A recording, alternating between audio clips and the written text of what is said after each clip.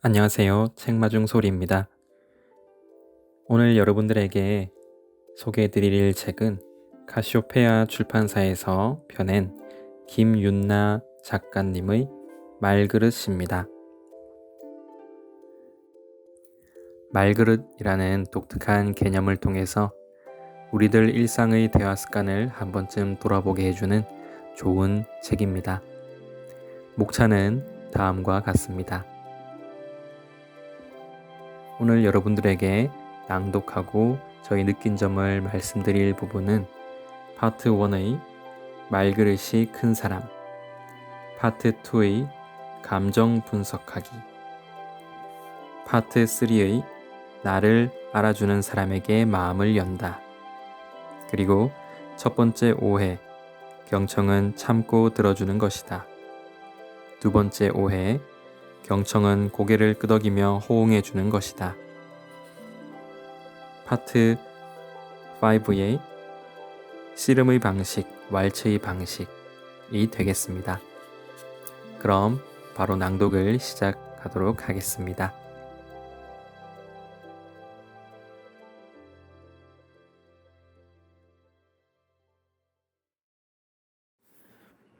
말 그릇이 큰 사람. 15살짜리 소녀가 지금 당장 결혼하고 싶어 한다면 당신은 그녀에게 어떤 말을 해주고 싶은가? 위의 문장을 읽고 잠시 생각해 보자. 당신이라면 소녀에게 어떤 말을 해주고 싶은가? 그녀가 당신의 아이거나 제자라면 어떤 말을 해줄 것인가? 이 질문은 1980년대 초반 베를린 지혜 프로젝트인 베를린 위즈덤 프로젝트라는 흥미로운 실험에 처음 등장했다. 연구원들은 지혜로운 사람에게는 어떤 특징이 있을까를 알아보기 위해 실험에 참가한 사람들에게 위와 똑같은 질문을 던졌고 곧이어 대답이 크게 둘로 나뉜다는 것을 발견했다. 아유, 안 돼. 15살에 결혼이라니. 미친 짓이지. 쉬운 질문처럼 보이지만 사실 쉽지 않아. 15살에 결혼하는 건 누구나 반대할 거야. 하지만 특수한 경우라는 게 있으니까. 예를 들어, 그녀에게 살 날이 얼마 남지 않았다면, 아니면 부모 친척 없이 이 세상에 홀로 남겨졌다면, 혹은 일찍 결혼하는 문화권에 사는 소녀일 수도 있지. 무엇보다 우리는 충고하기 전에 먼저 그녀와 대화를 나눠봐야 해. 그래서 그녀의 상황과 감정과 마음에 대해 알아봐야 해. 이 연구는 무엇이 그들을 지혜롭게 했을까? 라는 책에 수록되어 있다. 도저히 이해할 수 없는 상황이나 상식적으로 받아들일 수 없는 사건 앞에서도 감정을 다스릴 줄 아는 것. 고정된 관점을 고집하는 대신 상황의 맥락을 이해하고 유연한 태도를 보일 줄 아는 것 등이 바로 현명한 사람의 특징이라고 이 책은 설명한다. 그리고 나는 이런 사람들, 다양성을 고려하며 유연하게 반응하는 사람들을 일컬어 말그릇이 큰 사람이라고 부른다. 말을 담아내는 그릇이 넉넉한 사람 말이다. 그릇이 좁고 얕은 사람은 생각나는 대로 말하고 싶은 대로 말을 쏟아내지만 그릇이 넓고 깊은 사람은 상황과 사람, 심지어 그 상황과 사람을 바라보는 자신의 입장까지 고려해서 말한다. 이것은 단순한 말 기술의 차이가 아니다. 살면서 만들어진 말 그릇의 차이 때문이다. 말은 한 사람의 인격이자 됨됨이라고 한다. 말을 들으면 그 말이 탄생한 곳, 말이 살아온 역사, 말의 나이를 짐작할 수 있다. 말은 한 사람이 가꾸어 온 내면의 깊이를 드러내기 때문에 말 그릇을 키우기 위해서는 먼저 내면이 성장해야 한다. 사람은 자신의 품만큼 말을 채운다. 말그릇이 큰 사람들은 공간이 충분해서 다른 사람의 말을 끝까지 듣고 받아들인다. 조급하거나 야박하게 굴지 않아도 되기 때문에 그게 아니라 너는 모르겠지만 내 말 좀 들어봐 하며 상대의 말을 자르고 껴들지 않는다. 오히려 그랬구나. 더 말해봐. 네 생각은 어때? 라고 하면서 상대방의 입을 더 열게 만든다. 말하기 실력이 부족해서 무조건 듣기만 하는 게 아니다. 그래, 너는 떠들어라. 식의 무시하기도 아니다. 사람마다 가지고 있는 다름과 특별함을 이해하고 있기에 말 자체를 평가하거나 상대방의 말하기 실력을 비난하지 않는 것이다. 그리고 그것이 상대방의 불안함을 낮추고 마음을 열게 만든다. 그래서 사람들은 말 그릇이 큰 사람과 대화할 때 편안함을 느낀다. 이런 사람들은 말 때문에 쉽게 흔들리지 않는다. 말과 사람을 분리해서 바라볼 수 있기 때문에 상대방이 아무리 날카로운 말로 자신의 마음을 쑤셔대도 그것 때문에 진정한 자신의 모습을 의심하지 않는다. 네가 나를 비난하거나 원망한다고 해서 내가 다른 사람이 되는 것은 아니지. 너는 말로써 내 모습에 상처를 낼 수 없어. 라고 생각한다. 말과 진심을 일치시키려고 노력하지만 궁극적으로 말은 수단이지 본질은 아니라는 것을 알고 있다. 그래서 타인의 분노에 휩쓸려 대항하지도 않고 설령 말에 넘어지는 순간이 오더라도 순간의 감정을 조절할 줄 안다. 상대방에게 쉽게 충고하지도 않는다. 감정을 폭발시키는 대신 말보다 더 중요한 것들, 그 말 속에 숨어 있는 상대방의 감정과 배경과 메시지들을 찾아낸다. 마음속에 채워진 말들이 서로 충돌하지 않고 구역별로 정리가 잘 되어 있기 때문에 작은 일에 바르르 끌어 넘치지 않는다. 한번 들어온 말들을 쉽게 흘리지도 않는다. 이건 비밀인데 말이야.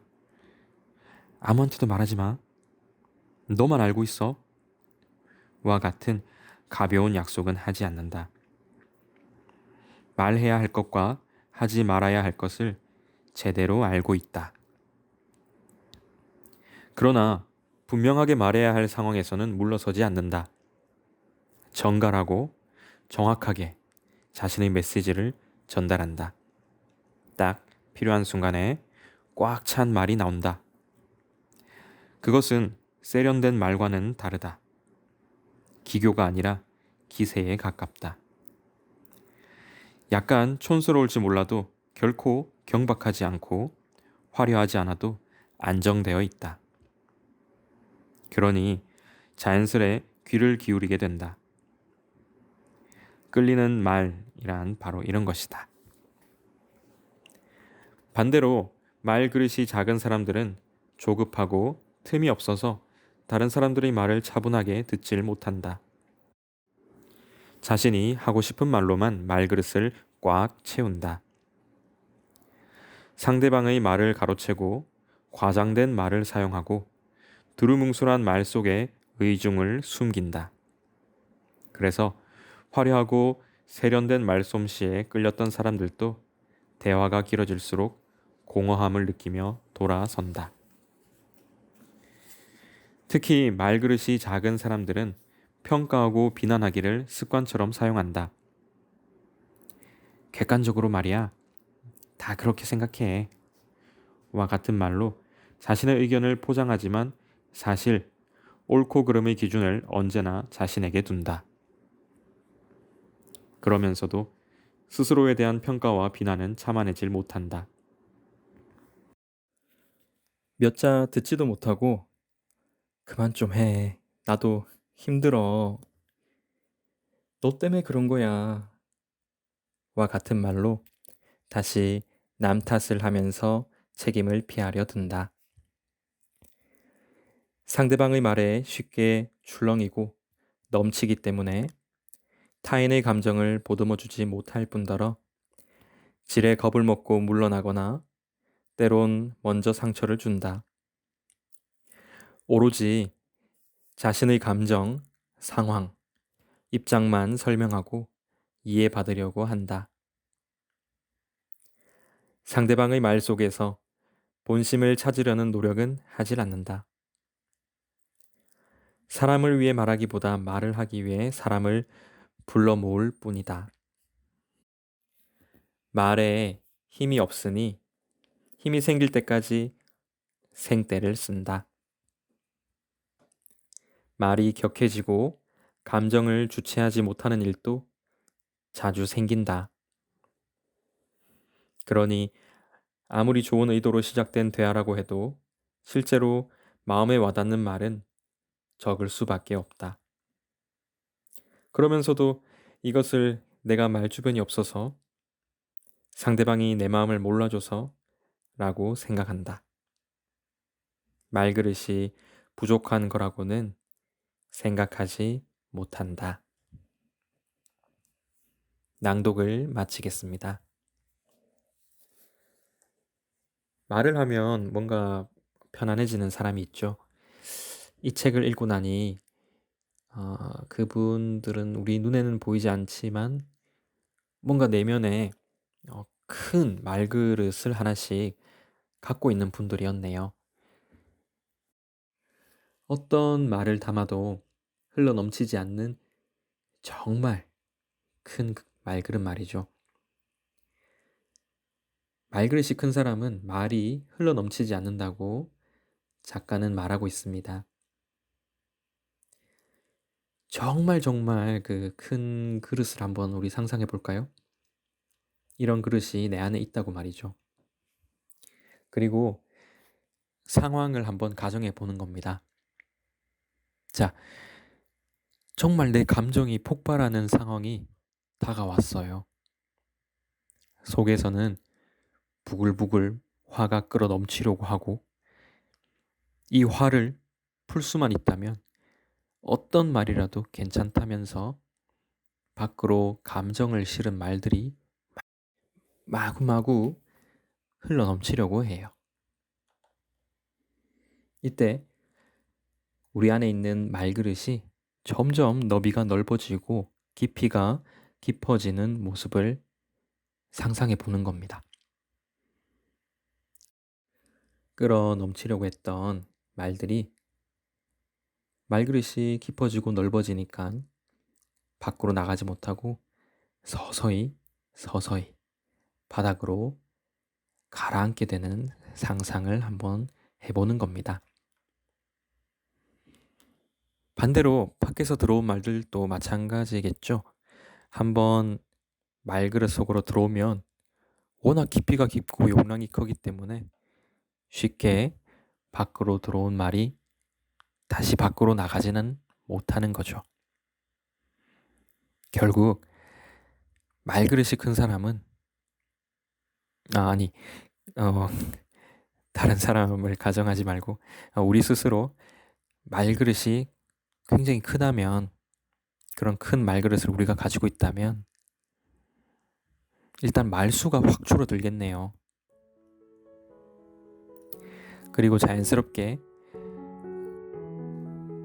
그리고 자연스럽게 말이 나가는 입은 무거워지고 말그릇으로 들어오는 출입문인 귀는 열리게 되겠네요.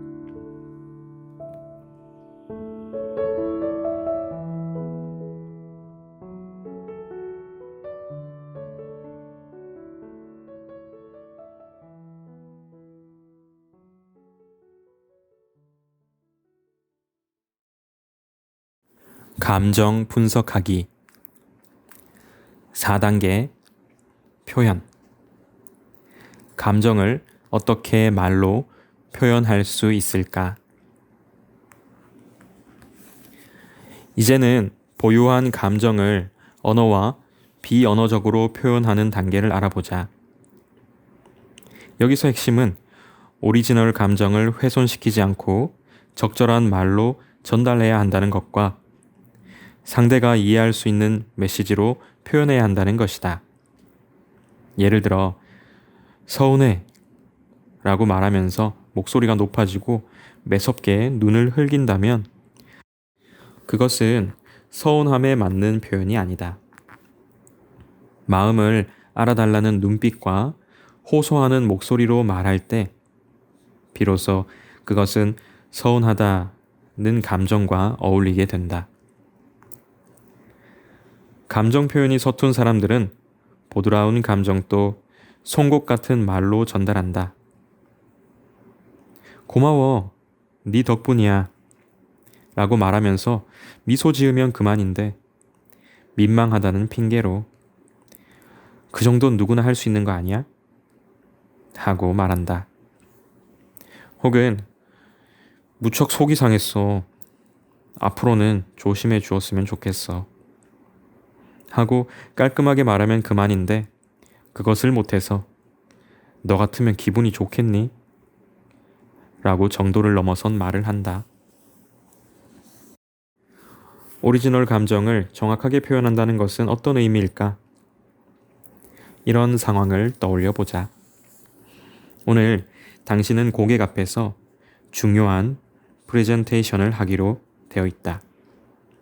그런데 현장에서 발표하려고 보니 중요한 자료 하나가 보이질 않는다. 후배가 빠뜨린 것이다. 그럭저럭 끝마치긴 했지만 프레젠테이션을 하는 내내 마음이 좋지 않았다. 당황스럽고 불안했으며 동시에 직접 다시 확인해 보지 않은 것이 못내 후회스러웠다. 그런 상황에서 당신은 후배에게 어떤 말을 하게 될까? 1. 첫 번째 유형. 야, 너 정신이 있니 없니? 얼마나 중요한 자료인지 몰라? 그거 준비하느라 고생한 사람들이 몇 명인데 도대체 무슨 정신머리로 일을 하니? 2. 두 번째 유형. 괜찮아. 그럴 수도 있지 뭐. 3. 세 번째 유형. 정말 당황스러웠어. 중요한 자료인데 빠져 있어서 얼마나 마음 졸였는지 몰라. 너도 놀랐지? 하지만 다시는 이런 일이 생기면 안 돼. 그때는 지금처럼 그냥 넘어가지 않을 거야. 우리 다음부터는 이런 일이 생기지 않도록 미팅 전에 한 번 더 확인하고 서로 교대로 체크하자. 첫 번째 유형은 폭포수형이다. 기분이 나빠지면 마음에 담아두지 못하고 말을 쏟아내야 속이 후련해지는 스타일이다. 말의 물줄기가 워낙 세서 상대는 뒷걸음질 치고 만다. 사실 그것은 말이라기보다는 과도한 감정이 말의 형태로 쏟아지는 것이라고 볼 수 있다. 그것을 받아들이는 상대는 가시돋친 말에 상처를 입고 나가 떨어진다. 폭포수형에 해당하는 사람들은 스스로를 평가할 때 뒤끝이 없고 쿨한 사람이라고 말한다. 그러나 정확히 말하자면 이런 유형은 자신의 감정을 책임질 능력이 부족한 것이다. 그러면서 타인의 감정까지 경계 없이 휘저으려는 사람들이다. 두 번째 유형은 호수형이다. 이 유형의 사람들은 웬만해서는 감정 표현을 하지 않는다. 화가 나도 일정 수준에서 넘어가고 기쁜 일에도 적당히 좋아한다. 주변에서는 이런 사람을 두고 내성적인 사람이라고 말하기도 하고 반대로 참을성 있고 속 깊은 사람이라고 말하기도 한다. 그러나 호수는 고여 있다. 물은 자연스럽게 흐르고 섞여야 하는데 움직이지 않고 고여 있으면 결국에는 썩게 된다. 감정을 무시하거나 묻어두는 일은 일종의 감정 노동이다. 장시간의 노동을 버틸 장사는 없다. 이런 유형의 사람들은 아주 오랜 시간이 지난 후에야 자신의 마음 깊은 곳에서 악취가 피어오른다는 것을 깨닫는다. 내가 참고 말지. 말해서 뭐해. 하면서 감정을 꾹꾹 눌러두면 그것이 마음속에서 차고 넘쳐 결국에는 준비되지 못한 상태로 터져버린다. 아주 사소한 사건에도 욱 하며 터지게 되어 있다. 참는 게 서로에게 좋을 것 같지만 그것은 관계에 더 큰 갈등을 불러일으킨다. 상대방은 사과할 기회나 설명할 기회도 얻지 못한 채 죄인이 되어버린다. 감정은 담가두고 발효시키는 게 아니라 느끼고 표현하는 것이다. 감정을 딱 그만큼 어울리는 양과 색으로 표현하는 일에는 언제나 약간의 용기가 필요하다. 마지막 유형은 수도꼭지형이다. 시원하게 혹은 따뜻하게 물의 온도를 선택하고 사용하지 않을 때는 흐르지 않게 잠가두고 또 필요할 때는 원하는 만큼 조절해서 사용한다.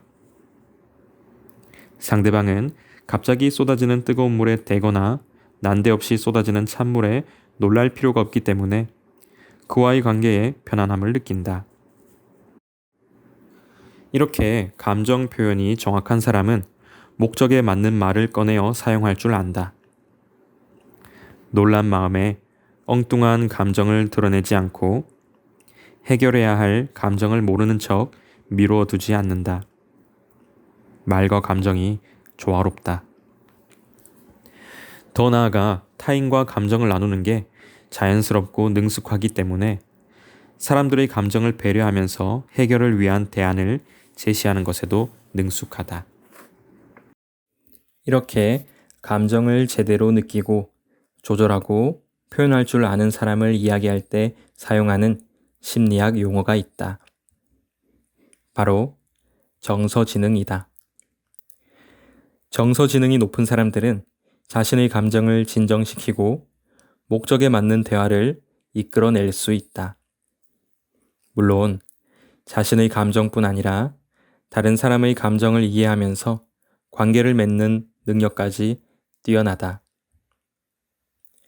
폭포수형이라면 감정을 정확하게 느끼고 보유할 수 있는 힘을 길러야 하고, 호수형이라면 감정과 정면으로 마주하고 명확하게 표현하는 연습을 해야 한다.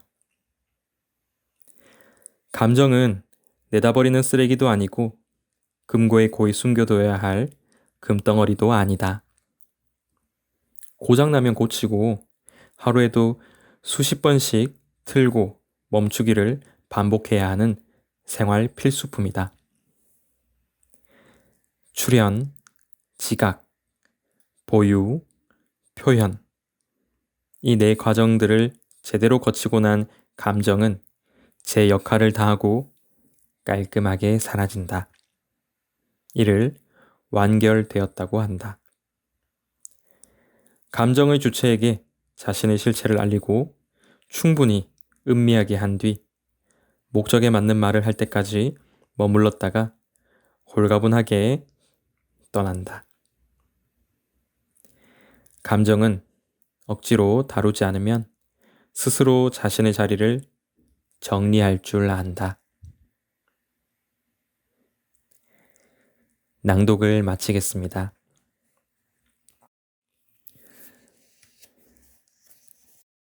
김윤나 작가님은 많은 부분을 감정을 느끼고 자각하고 또 조절하고 표현하는데 이 말그릇이란 책의 상당한 지면을 할애했습니다. 말 자체보다도 말에 담긴 감정을 공유하는 것이 더 중요하다고 생각했기 때문이겠죠. 나와 상대방의 감정을 서로 공유하고 공감하고 이해하는 것이 대화에서 더욱 중요하다고 보았던 것이죠. 즉, 말은 그러한 감정을 실어 나르는 수단이라고 또 볼 수 있겠죠. 말의 감정을 담는 세 가지 유형인 폭포수형, 호수형, 수도꼭지형 중에서 여러분은 어느 유형에 해당되시나요? 오랜 시간이 지나면 이제 사람의 얼굴에는 인격이 묻어나기도 하죠. 말을 담음으로써 상대의 감정, 나의 감정, 이렇게 서로의 감정을 돌볼 줄 아는 이런 여유가 생길 수 있었으면 좋겠습니다. 그러한 여유를 우리에게 선물할 수 있는 정말 큰 그런 말그릇을 우리들 각자가 하나씩 가지고 있다면 결국 우리 표정이나 행동, 태도에서도 깊고 큰 말그릇의 존재가 묻어나지 않을까요? 보이지 않는 말그릇은 인격처럼 우리의 표정과 행동, 태도에서 드러나게 될 거고 이런 말그릇 하나씩 장만해 두는 그런 이들은 정신적으로 정말 건강해지지 않을까 한번 생각해 보았습니다.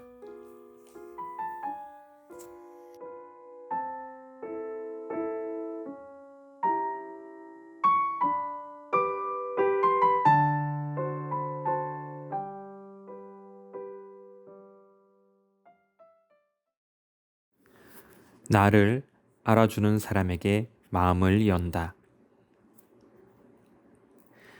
5살 된 아이가 장난감 정리를 하지 않았다고 엄마에게 된통 혼이 났다.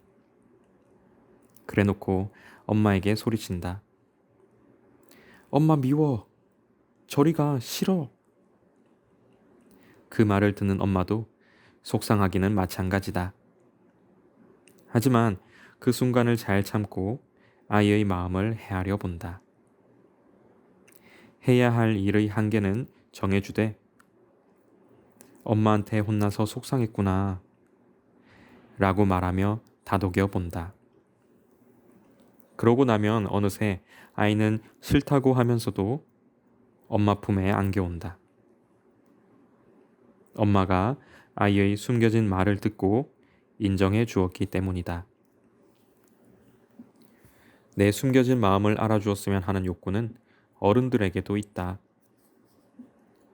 종종 본심과 다른 말을 하면서도 누구 한 명쯤은 말하지 않아도 내 진심을 알아주었으면 하는 기대를 가진다. 너만큼은 나를 알아주어야지 하는 욕심을 부린다. 연인 사이에 본심과 달리 불쑥 내뱉게 되는 말은 아마 헤어져 일 것이다. 구구절절 이유를 설명하는 게 자존심 상해서 지난번 일 때문에 아직도 화가 나 있다는 것을 들키기 싫어서 등등 여러 가지 이유 때문에 괜히 극단적으로 말을 돌려서 한다. 하지만 그 말 속에는 내가 이렇게 말해도 너는 내 마음을 알아줄 거지? 어서 내 마음을 읽어줘 하는 바람이 들어있다. 실상은 나를 알아달라는 외침이다. 이럴 때 듣는 힘이 없는 파트너들은 이런 반응을 보인다. 뭐? 진심이야? 너 헤어지자는 말을 그렇게 쉽게 하냐? 왜 그래? 내가 뭐 잘못했어? 말해봐. 말을 안 하는데 내가 어떻게 알아? 상대방의 배려 없는 말에 발끈하거나 이유가 무엇이냐고 취조하듯 캐묻는다. 왜 그런 말을 했는지 알아보려는 노력 대신 자기 말만 한다. 하지만 그런 태도를 보이면 상대방은 점점 더 자기 마음을 숨긴다. 그러다가 바로 너의 이런 태도 때문이야 라며 마음에도 없던 말을 더 하고, 그렇게 옥신각신 말이 오가다 보면 정말 관계가 멀어지는 경우가 생긴다. 그러나 듣는 힘이 있는 사람들은 일단 이렇게 반응한다. 내게 서운했구나.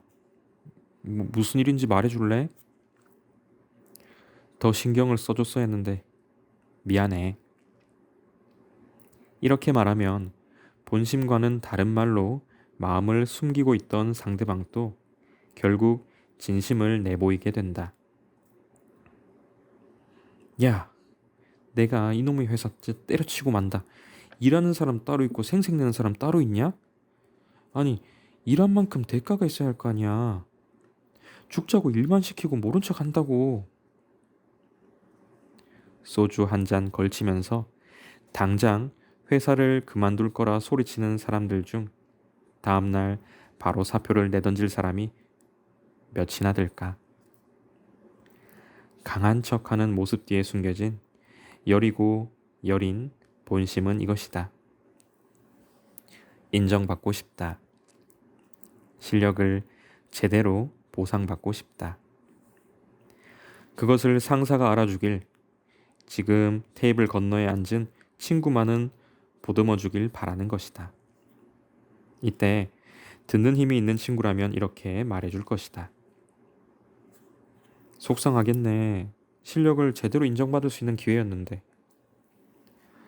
네 실력을 증명했는데 그것도 몰라주니 화가 날 만하네. 그러나 듣는 힘이 없는 친구라면 이렇게 말할 것이다. 회사가 다 그런 거 아니겠냐? 네가 참아라. 별 수 있냐? 그건 별일도 아니야. 야, 얼마 전에 우리 회사에서는 어떤 일이 있었는지 아냐? 듣는 힘이 있는 사람들은 상대가 표현하는 말과 차마 드러내지 못한 말을 모두 듣기 위해 노력하지만, 말하는 힘만 센 사람들은 친구의 이야기를 소재 삼아 스스로 주인공이 되려 한다. 조언, 위로, 함께 욕하기 등이 친구를 위한 편들기 같지만 끝까지 들어보면 자신을 드러내는 말에 가까울 때가 많다.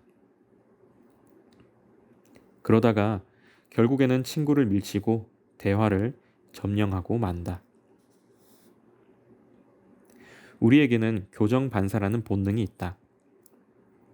상대방의 문제를 적극적으로 고쳐주고 싶은 욕구를 말한다.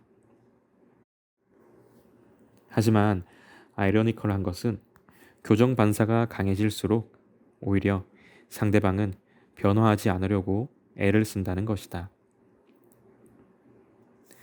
누군가가 나를 바꾸려고 할수록 그것에 더욱 저항하게 된다. 물론 교정 반사의 밑바닥에도 타인을 돕고 싶어하는 선의가 있다. 그러나 실제로 그 뜻대로 되는 경우는 거의 없다.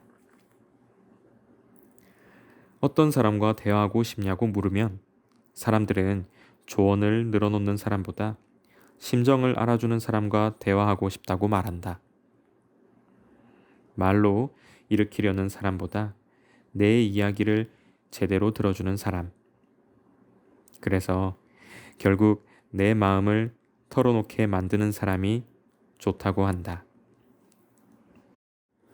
고쳐주고 싶겠지만 고치려고 하지 말고, 간섭하고 싶겠지만 간섭하지 말자.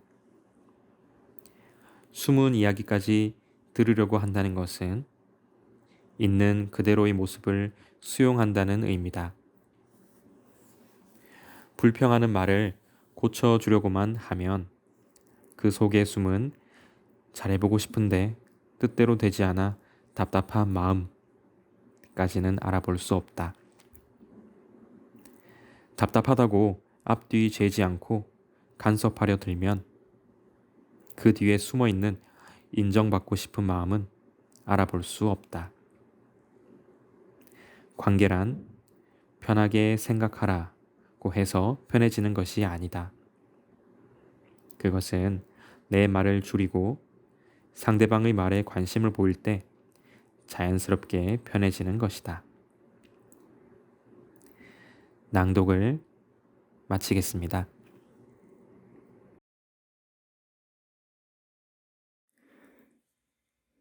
사람은 누구나 자신을 알아봐 주기를 바라죠. 연인들 사이에서 헤어져. 이 말은 내 진심을 알아봐 줘 라는 뜻이고, 당장이라도 사표 쓰고 다니던 회사 문을 박차고 나오고 싶다는 친구의 말은 인정받고 싶다는 그런 목마름의 표출일 수도 있습니다. 상대방에게 파르르 작은 말그릇을 이제 막 흘러넘치는 그런 말들을 조언인 양 어줍지 않게 훈수두기보다는 말그릇 속에서 푹푹 끓여서 그 말들을 우려내서 거기서 나온 상대방의 감정을 음미하고 또 심정을 이해하고 또 상대방 입장에서 생각해 볼 수 있어야 되지 않을까 한번 생각해 봐요. 책 속에 정갈하게 그리고 깊게 우려낸 진심 어린 김윤나 작가의 말들 중에서 다음을 다시 한번 낭독해 보려고 합니다. 간섭하고 고치려 들지 말고 있는 그대로 상대를 수용할 수 있는 힘은 큰 말그릇에 말을 담아두고 상대의 감정에 공감하면서 시작될 수 있습니다.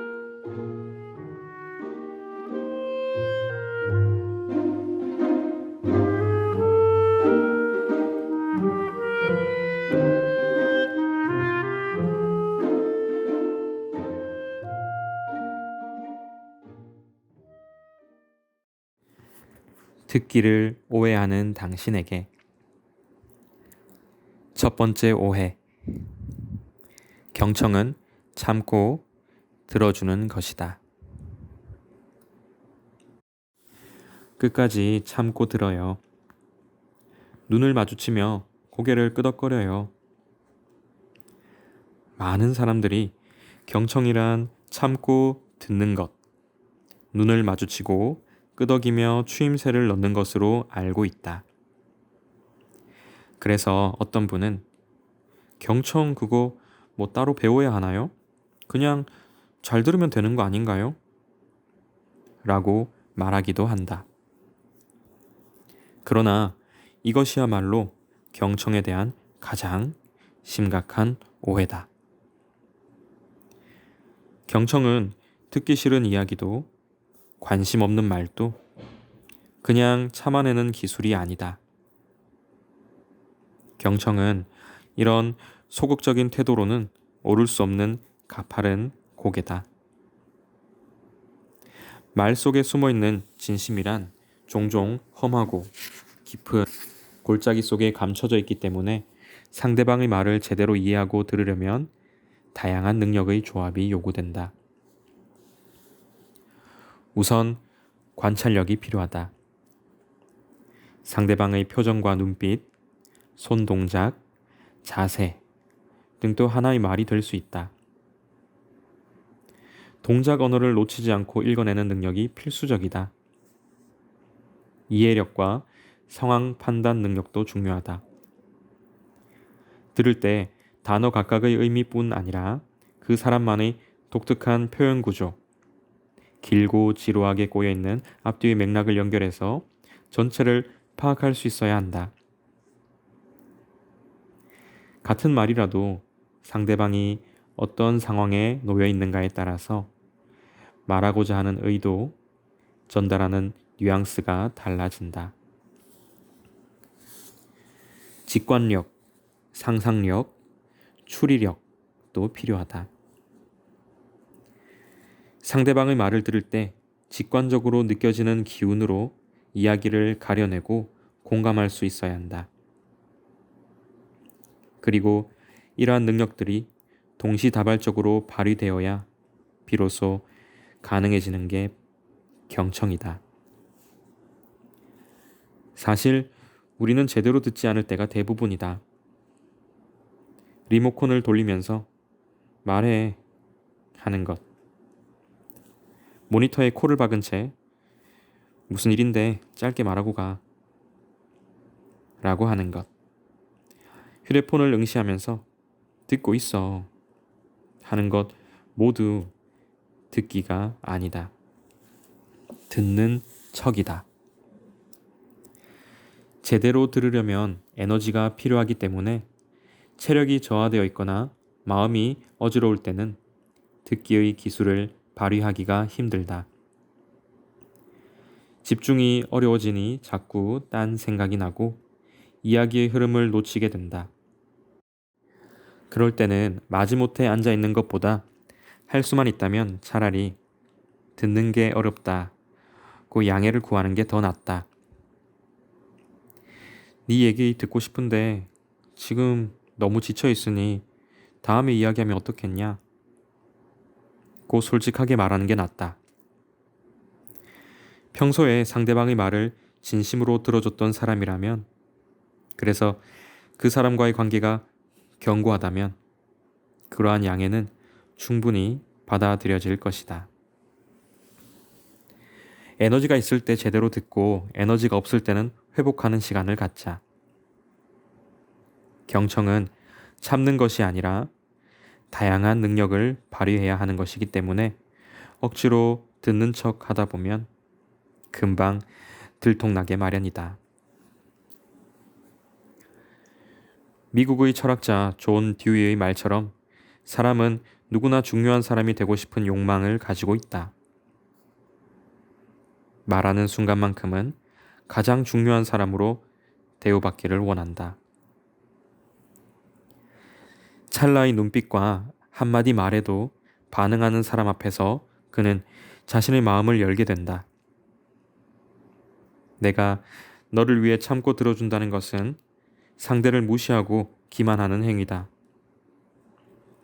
아, 듣고 있다니까. 이렇게 해도 다 들려. 라고 건성으로 말하는 것은 넌 내게 중요한 사람이 아니야. 네 말은 그만한 가치가 없어. 라고 말하는 것과 같다. 한 사람의 세상 속에서는 자신이 주인공이다. 그것을 참지 않고 알아줄 수 있는 사람만이 환영받는 법이다.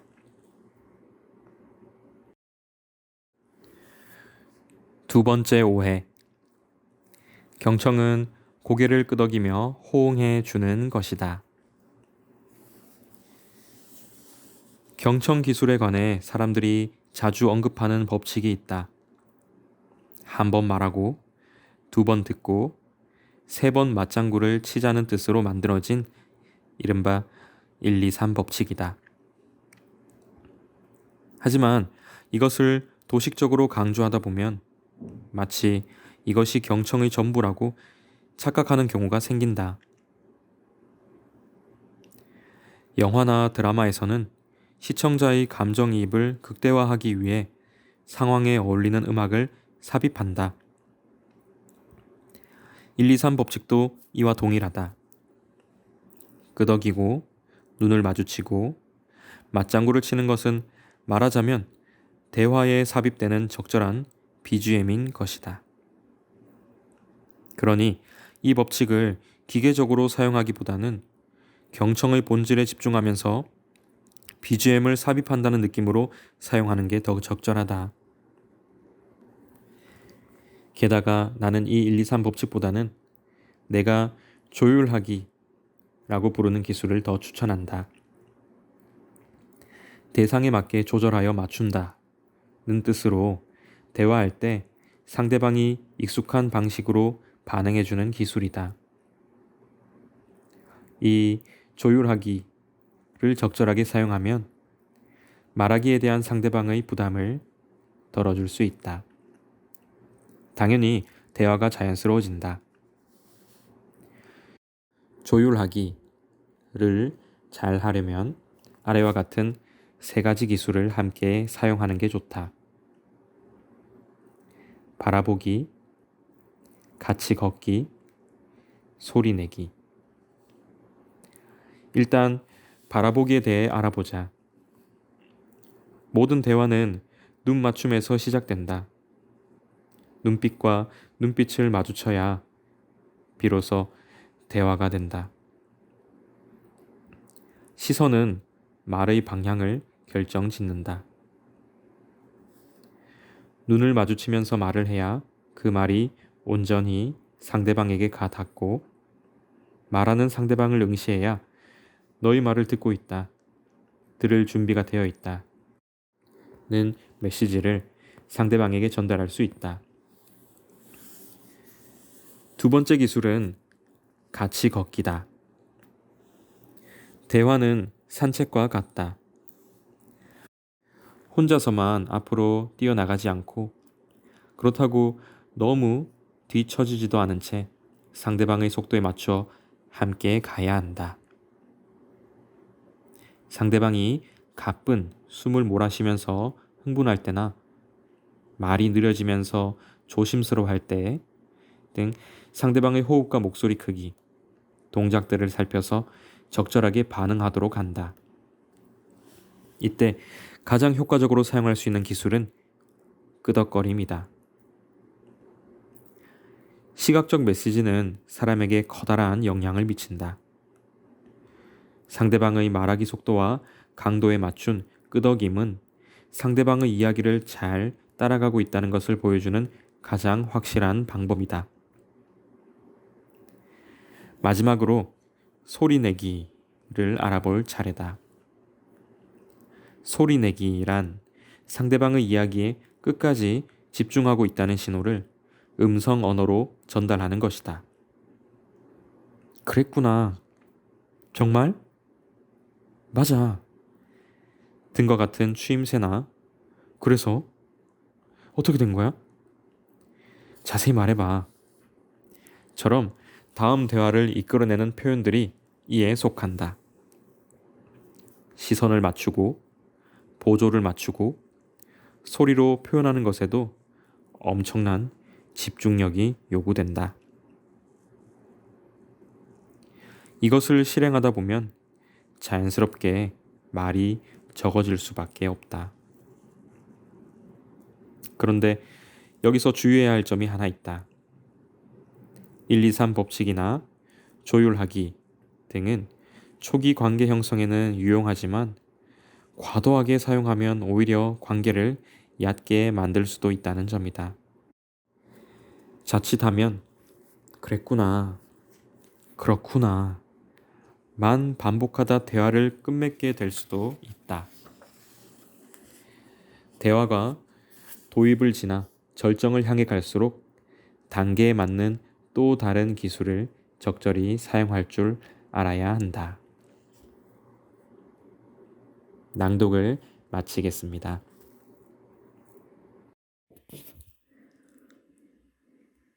상대방의 말을 기계적으로 들어주고 고개를 끄덕이는 것은 경청이 아니라 오히려 상대를 무시하는 행동이었네요. 제스처만 취했지 상대방의 말에 집중하지 못하고 시선은 다른 곳에 두면서 건성으로 듣는 견 차라리 안 듣는 이만 못하다고 작가는 말하고 있습니다. 그리고 작가는 경청은 에너지가 굉장히 많이 드는 과정이라고 말하고 있어요. 상대를 일단 관찰을 해야겠죠. 그리고 관찰을 통해서 이해하고 또 이해한 거를 넘어서서 어떤 직관력을 가지고 상황 판단도 빠르게 내릴 줄 알아야 돼요. 즉 센스가 있어야 된다는 거죠. 이런 능력들을 다 발휘하려면은 에너지가 많이 들 수밖에 없겠네요. 책에서 소개하고 있는 1, 2, 3 법칙이든 조율하기 법칙이든 뭐 훈련을 하면 어느 정도는 경청의 기술이 늘 수도 있겠죠. 하지만 정작 가장 중요한 사실은 진심을 다해서 상대의 말에 정말 에너지를 쏟으면서 귀를 기울여야 한다는 것 같아요. 이렇게 에너지 소모가 큰 경청, 이것만 제대로 해도 살이 빠지겠네요. 그리고 거기에 집중하느라 말이 내 밖으로 흘러 넘칠래야 넘칠 수가 없을 것 같아요. 이렇게 경청을 함으로써 우리 말그릇이 한층 더 깊고 넓어지기를 바랍니다.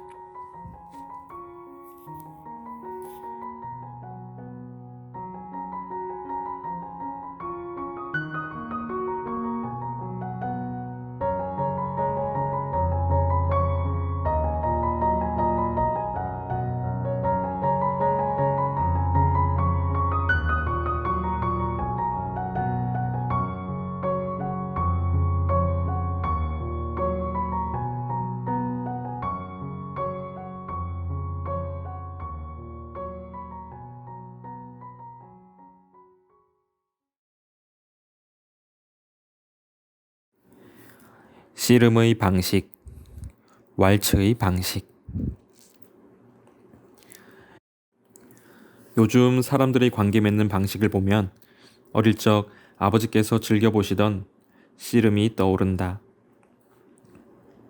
씨름에서 두 사람은 동지가 아니라 적이다. 서로의 힘과 기술을 겨루어 승자와 패자를 가른다. 그 관계에서는 한 명이 이기면 나머지 한 명은 반드시 지게 되어 있다. 반면 왈츠는 다르다. 왈츠는 동행이다. 버티지 않고 함께 간다.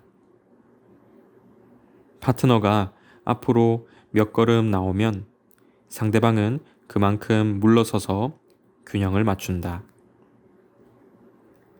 왼쪽으로 가면 오른쪽으로 보조를 맞추고 한 명이 화려한 동작을 구사할 때 나머지 한 명은 그가 쓰러지지 않도록 든든한 버팀목이 되어준다.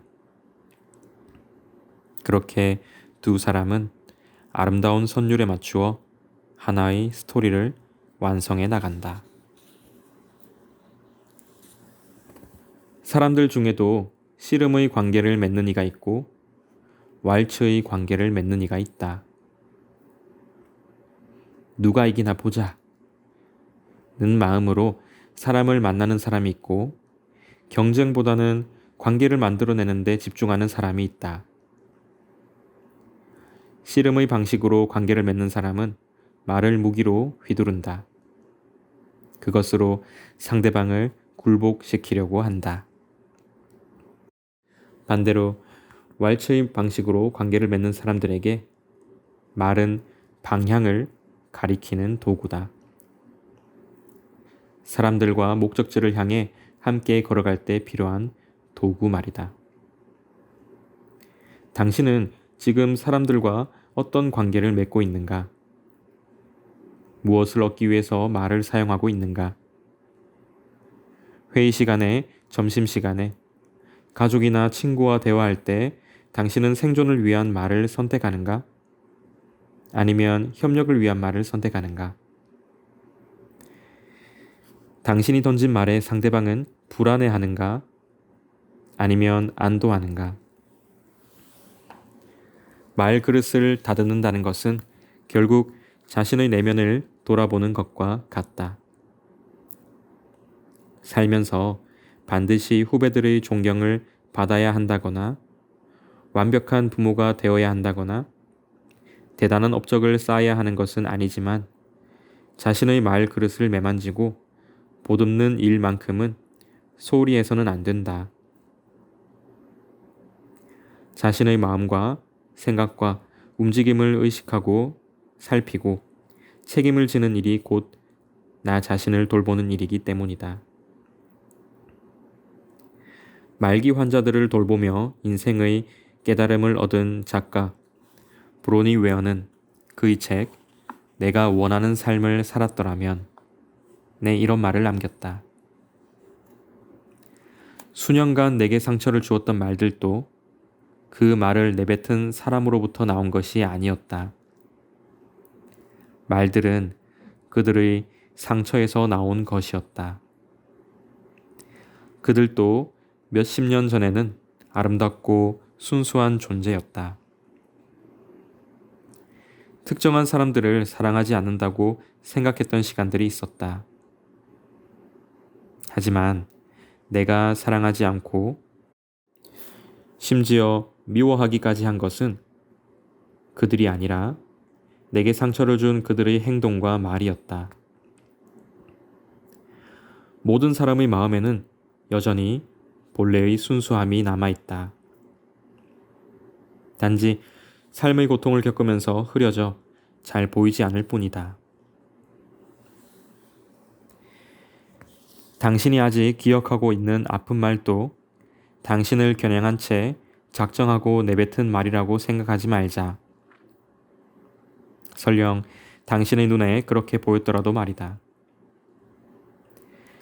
그들도 우리처럼 자신의 고통과 상처를 치유하지 못한 상태에서 누군가와 관계를 맺고 있는 상처 많고 두려움 많은 존재들이다. 그들도 우리처럼 누군가에게 사랑받고 싶어서 또는 사랑한다는 이유로 준비되지 않은 말을 서둘러 꺼내는 존재들이다. 그렇기 때문에 서투르고 또 한참 서투르다. 우리 모두는 말 실수를 반복하며 살아간다. 분명 내 것인데도 잘 다듬어지지 않은 감정과 생각과 습관은 그 자체로 살아 움직여 수없이 많은 갈등을 만들어낸다. 하지만 말그릇을 인식한 사람, 멈추고 돌아보는 사람, 다시 시작하려는 의지를 가진 사람들은 그 후회의 시간을 조금씩 줄여나갈 수 있다. 조금씩 자신의 말 그릇 안에 마음과 사람을 담아낼 수 있다. 당신이 하는 말이 누군가를 일으키고 다시 달리게 할 수 있기를, 누군가를 위로하고 사랑할 수 있기를, 무엇보다 당신의 소중한 사람을 지킬 수 있는 힘을 가지길 응원한다. 낭독을 마치겠습니다.